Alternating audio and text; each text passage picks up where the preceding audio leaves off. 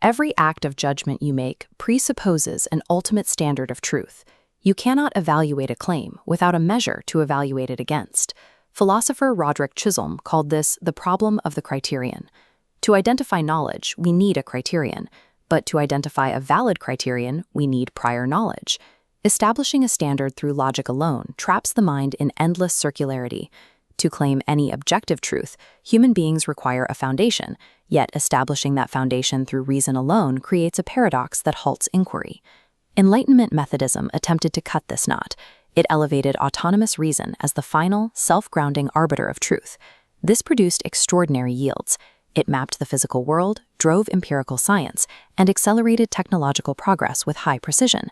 Yet while reason is unparalleled for empirical analysis, it encounters a structural failure when asked to justify its own universal normative authority.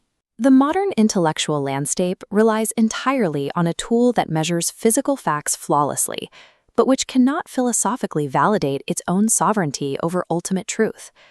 When reason is forced to justify its ultimate authority, it hits what is known as the Munchausen trilemma. Any attempt at absolute justification fractures into one of three failing pathways. First, circular reasoning. Reason relies on its own logic to prove its logic. Second, an infinite regress. Every proof requires a prior proof, spiraling downward without end. Third, a dogmatic stipulation. Reason arbitrarily declares its own authority as a brute fact, without proof. Immanuel Kant mapped the precise boundary of this problem. He demonstrated that human reason actively structures phenomena, our direct experience, but is strictly barred from accessing noumena, the ultimate objective reality. Autonomous reason fails as an ultimate criterion, not because it is a flawed tool. It fails because its claim to universal metaphysical jurisdiction far exceeds what its internal procedures can actually justify. Philosopher Syed Mohammad Naqib al-Attas identifies the consequence of this limit as epistemic dislocation. A framework that cannot ground ultimate reality breaks apart.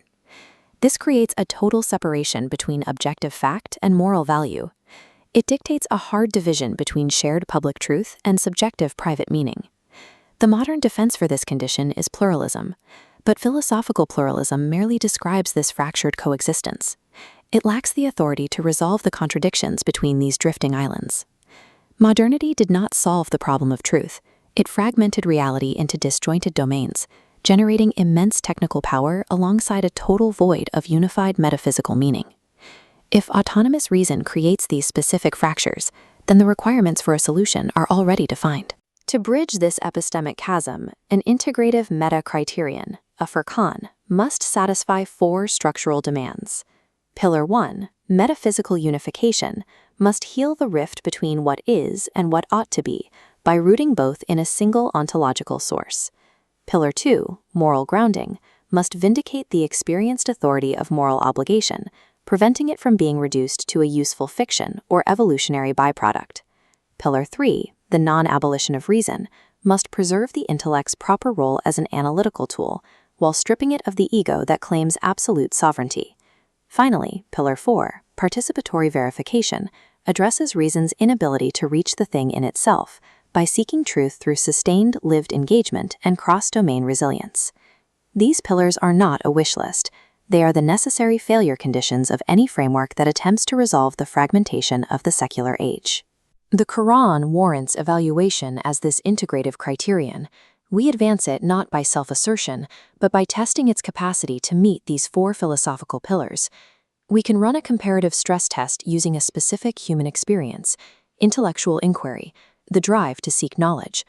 Route A, the secular framework, successfully identifies the neurological and evolutionary mechanism of inquiry, but it hits a dead end when trying to ground the normative obligation to seek truth over comfortable falsehood. Route B, the Quranic framework, structurally unifies the cognitive act of inquiry, the moral norm of truthfulness, and the existential orientation of the soul toward a single ontological source. The text merits strict philosophical evaluation because it structurally resolves the exact explanatory dead ends and metaphysical fractures that secular frameworks are unable to cross. A secular philosopher will deploy the symmetry objection here. To argue against reason, you must use reason, making the commitment to reason performatively self-justifying.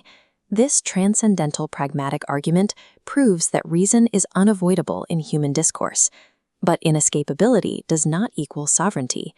Assuming that reason can adjudicate the massive voids of ultimate metaphysics and morality is an unavowed leap of faith regarding the scope of reason's power.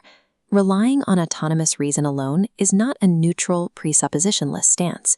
It is a dogmatic commitment to a fractured criterion that cannot theoretically justify its own boundaries. Viewed through this strict epistemological lens, the concept of Islam, or surrender, sheds the accusation of irrational fideism. It operates as a post-deliberative entrustment. It is an abductive choice made only after reason has diagnosed its own limits and stress-tested the candidate framework.